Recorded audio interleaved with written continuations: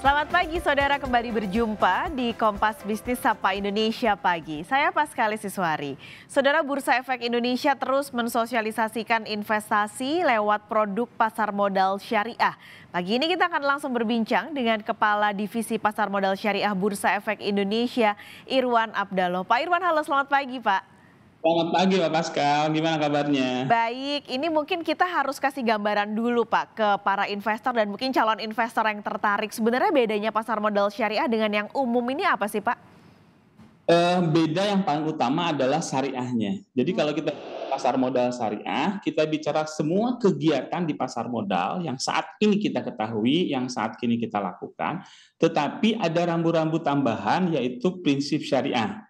Nah, rambu-rambu tambahan ini sebenarnya sudah ada dalam regulasi, jadi sudah menjadi hukum positif. Selain misalnya kita tahu ada yang fatwa.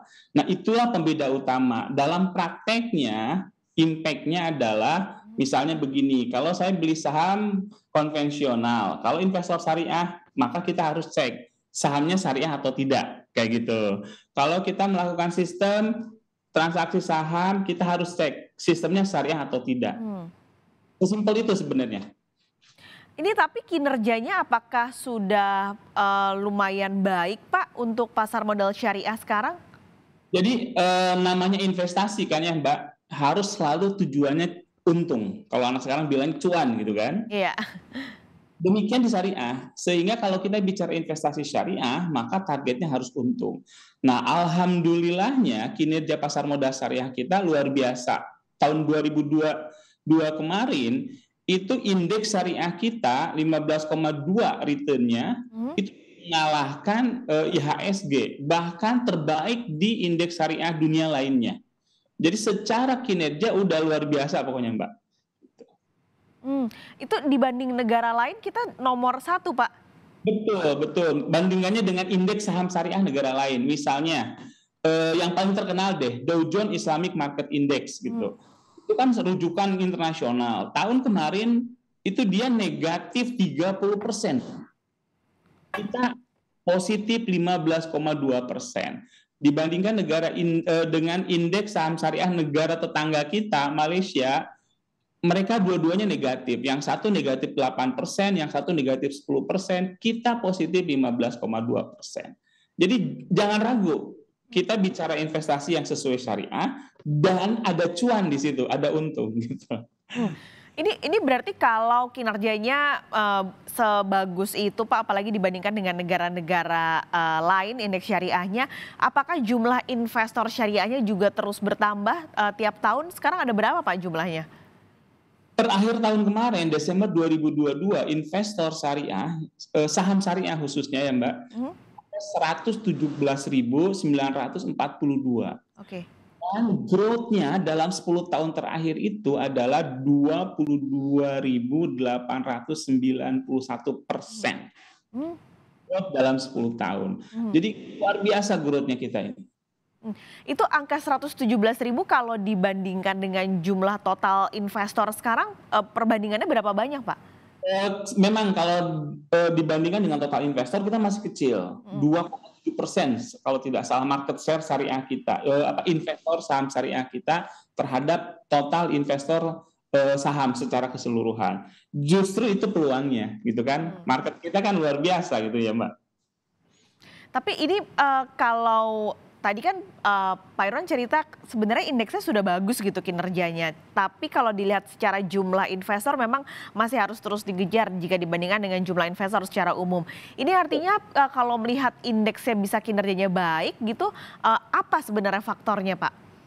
Inklusi sama literasi Mbak. Kita memang harus terus melakukan literasi kepada masyarakat bahwa Indonesia punya pasar modal syariah dengan kinerja yang sangat bagus.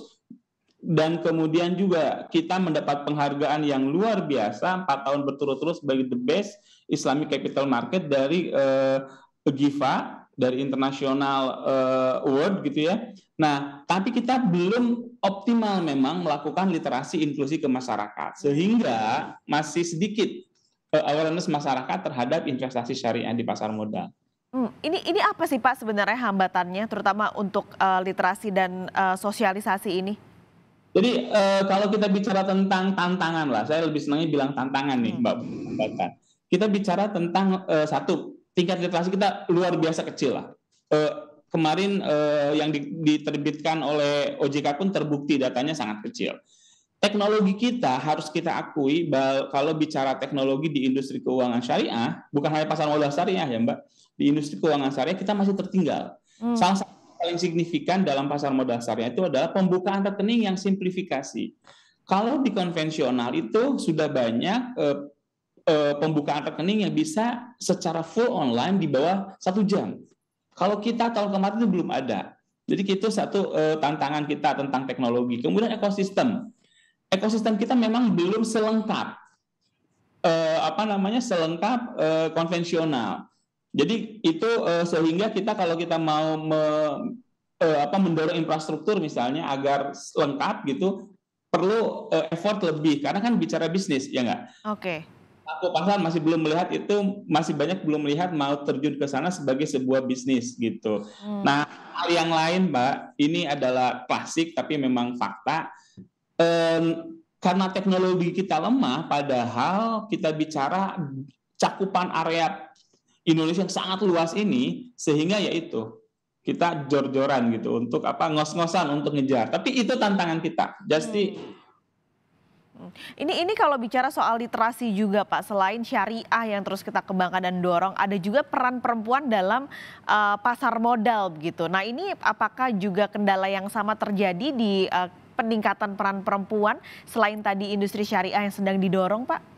Oh iya, jadi gini, kalau kita lihat misalnya